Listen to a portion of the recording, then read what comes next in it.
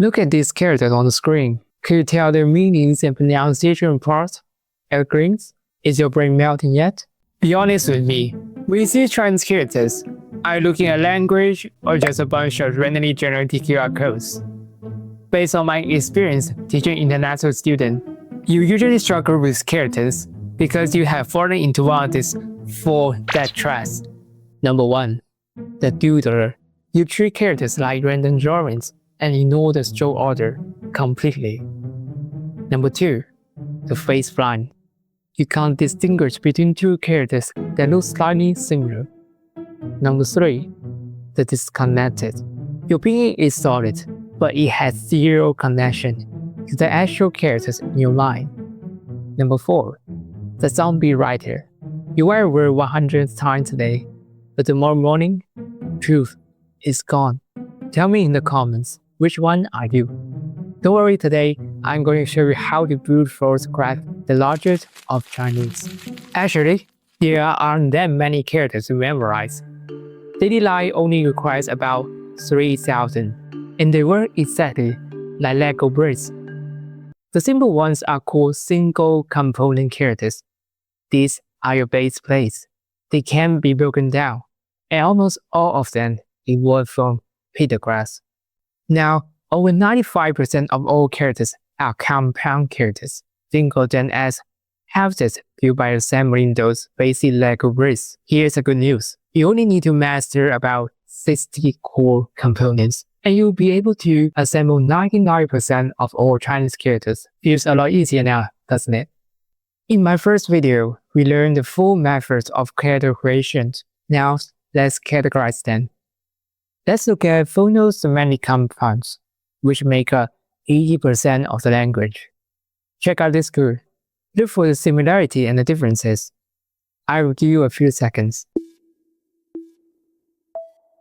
Did you notice? They all share the same component. The character ma, which means horse. The different parts are what we call radicals. Think of the radical as tag for categorizing and searching. When you use a dictionary, this is exactly how you find what you need. Let's look at a few examples. First, the water radical. The secret is to link the radical back to its original drawing. These 3 dots are just a liquefied version of the character for water. When you see it, your brain should immediately switch to liquid mode.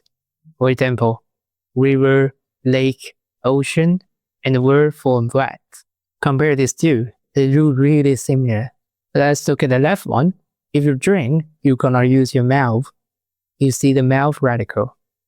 And the another one, if you're thirsty, you like water, the logic is instant, right? Moving on to the next one, the hand radical is the transformation of the word for hand. When you say it, it's always about actions. Pull, heave, lift, and push. And where there's hand, there's foot. The foot radical. Kick, run, jump, and step. These all rely on your feet. Third, the speech radical. This represents language and communication.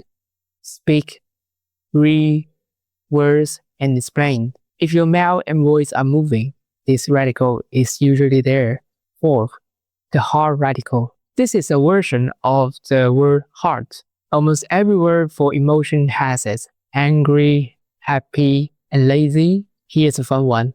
The word for busy. On the left is heart, and on the right is dead. You can remember it like this. I'm so busy. My heart is dead. Well, that's just a memory trick, not the actual ancient history, but it works. Now test time. You might have never seen these 3 characters in your life, but use what we just learned to tell me.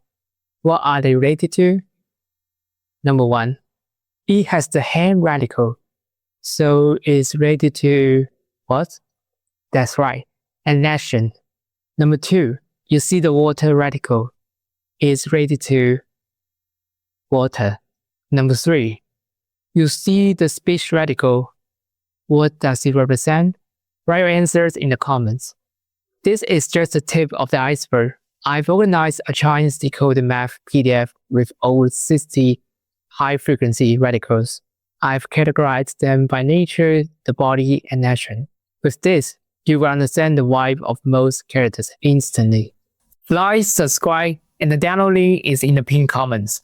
I also have a reader challenge on the community page. Go see you can solve it. We had saw the meaning, but how to say it. We just saw that the horse family all sound very similar. Why do they use the same characters for the sound, but their meaning is different? In ancient times, the pronunciation of these words were nearly identical. So when they create new characters, they just pick an existing word with a similar sound to add as a sound card. Even though accents change over thousands of years, the logic is still there. Look at the character, 清. At the hard radical, you get 晴, meaning mood. At the sound radical, you get 晴, meaning sunny. At the water radical, you get 清, meaning clear water. At the speech radical, you get 请, meaning to request. The simple hack is this. When you see a new word, look for the simple part you already recognize. The pronunciation is often very close to that part. Well, now look at these two characters. To be honest, even I don't even know what they mean. But wait, I see the characters 清 hiding inside them. So I'm going to bet then they are pronounced 清. And guess what? They are pronounced 清. It works like magic and help you eliminate 80% of the guesswork. For the other 20%, you just need a bit of imagination. Think of them like a puzzle game. For example, 墨, draw a line on the top of the characters. 木, they represent the tree top. 坐, two people on the ground, that's to sit.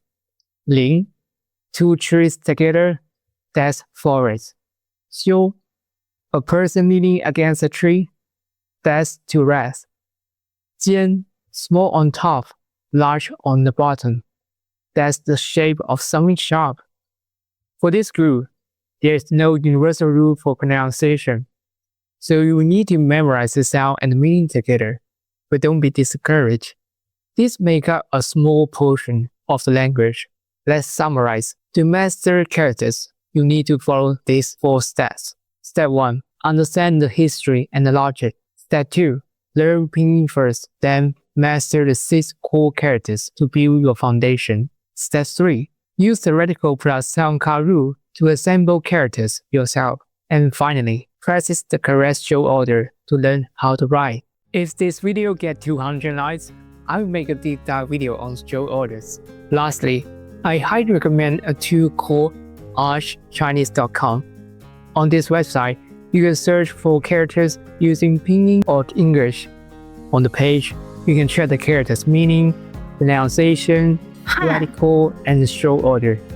It even shows you the endness and the HSK level. It is a truly great website for learning. If this video helped you, don't forget to like, comment, and subscribe. By the way, I also offer one-on-one specialized Chinese courses. If you are interested, feel free to contact me. I will see you in the next one. Bye.